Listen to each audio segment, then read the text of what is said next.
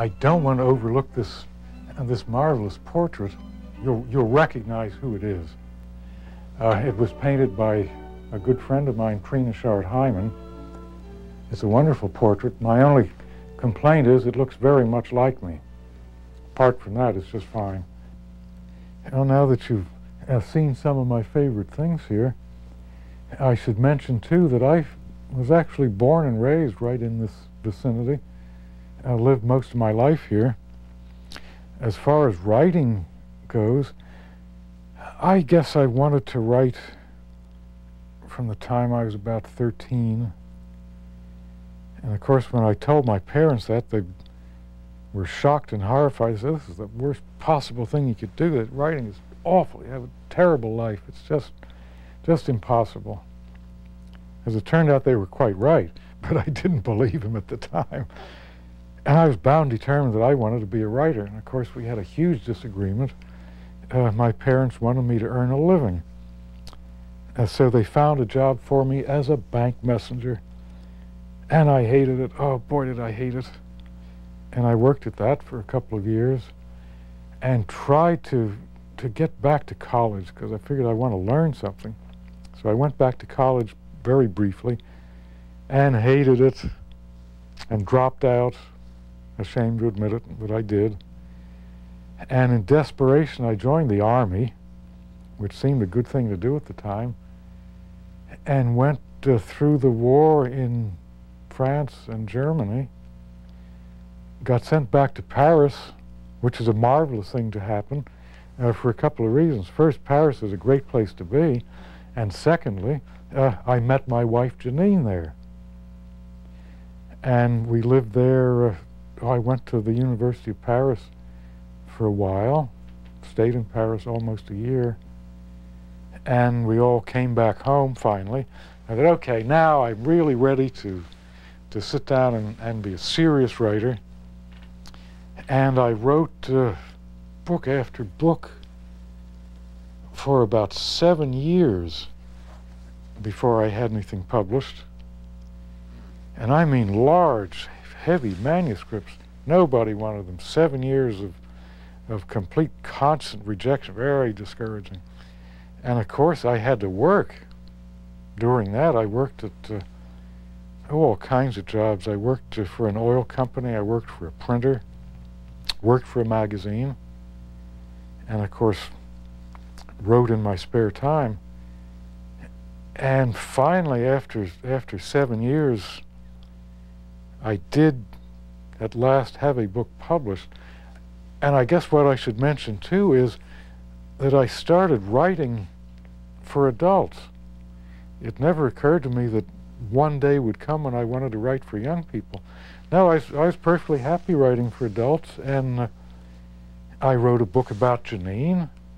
I wrote a book about my cats, and about music, and half a dozen different things. And for some reason, after about 12 years of writing for grown-ups, I don't understand why this happened. It was a marvelous thing to happen. It seemed to me that whatever it was I wanted to say, and I didn't even know what it was I wanted to say, but whatever that was, it seemed to me that the best way I could say it was through the form of the so-called child's book. Because for me, the child's book is as serious an art form as anything else. The point I'm trying to make is that unlike a lot of authors, I was not writing for any specific child. I wasn't writing for my daughter, for my nephew, or somebody down the street. I was writing for myself as a very expressive and profound art form. And this is how it turned out to be, that I found myself able to deal with things that I could never even express writing for adults. And this may seem quite surprising, that you think a book for young people, no, you can't deal with serious things. Far from it. I found I could deal with much more serious, much more profound things than I could ever do writing for grown-ups. And of course, I began writing fantasy, which I had never done before. And this was a tremendous, very liberating kind of thing. And here again, this is surprising, because you might have the impression that a fantasy, oh, it's a lot of impossible things that happen and it doesn't really mean anything. I don't feel that way about it. From my point of view, fantasy is simply a form, a way of trying to express things about real people in the real world. So fantasy is hardly an escape from reality. It's a way of understanding it. So I guess most of my books have been fantasies. Yes, I suppose most of them. Some haven't. I'm thinking of the Westmark books. I don't know whether they're fantasies or not. Sort of half and half. Prince Jen, of course, is an out-and-out fantasy. The Vesper Holly adventures, no, they are not fantasies at all. They're very realistic. And of course, I'm laughing to myself because my private joke is those books are set generally right around here. And I've had some fun. I'm thinking of a book called The Philadelphia Adventure, which indeed happens right in this neighborhood. But we were talking about imagination a little while back. Drexel Hill, there are not very many hills in Drexel Hill. A little bit slightly rising ground. But I had fun dealing with the terrible hills of Drexel that they're trying to climb through. These are steeper than the Alps.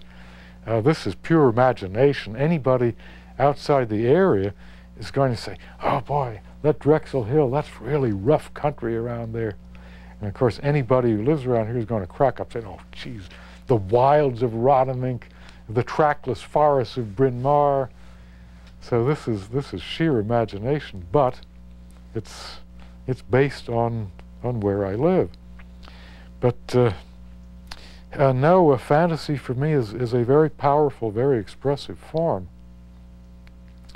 And I guess at this point I've been writing for young people for close to 30 years, I imagine.